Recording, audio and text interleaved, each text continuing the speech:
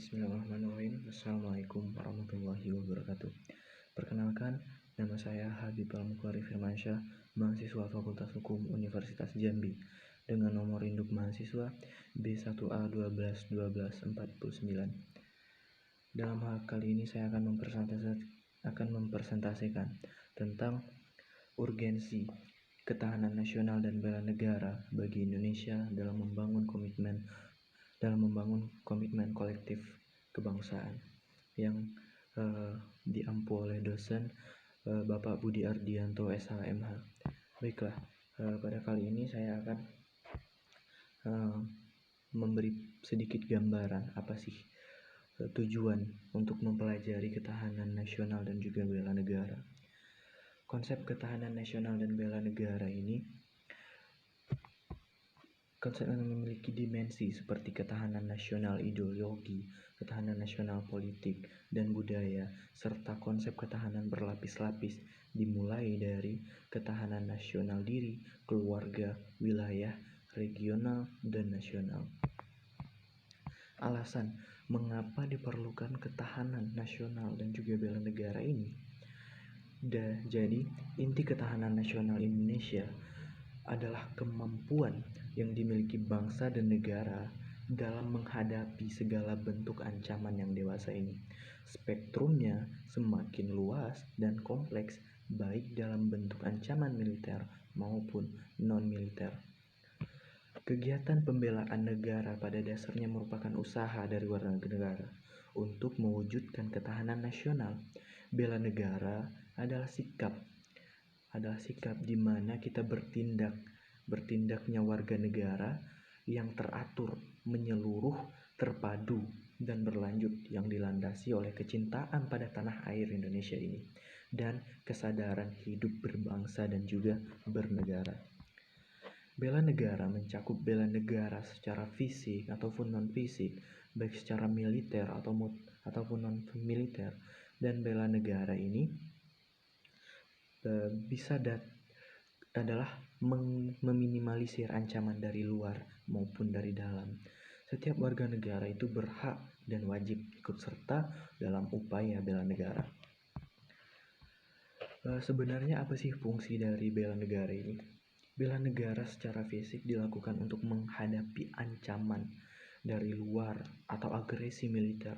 Bela negara non-fisik adalah upaya untuk mempertahankan NKRI dengan cara meningkatkan kesadaran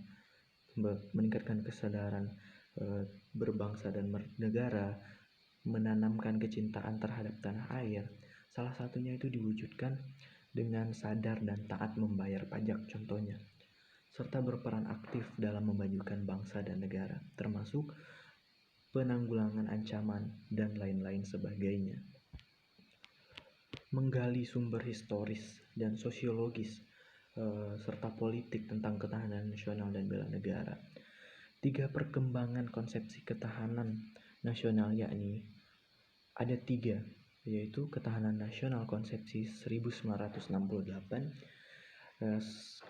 ketahanan nasional konsepsi 1969, dan yang terakhir itu ada ketahanan nasional konsepsi 1972.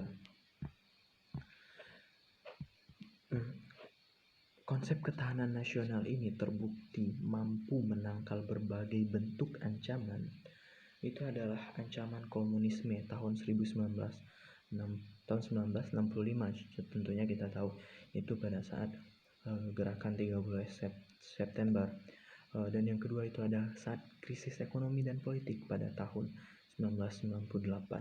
Nah, itu adalah contoh bukti bahwa kita berhasil melewati ketahanan nasional ini dan bela negara. Namun demikian, seperti halnya kehidupan individu yang terus berkembang, kehidupan berbangsa juga mengalami perubahan, perkembangan, dan juga dinamika yang terus-menerus.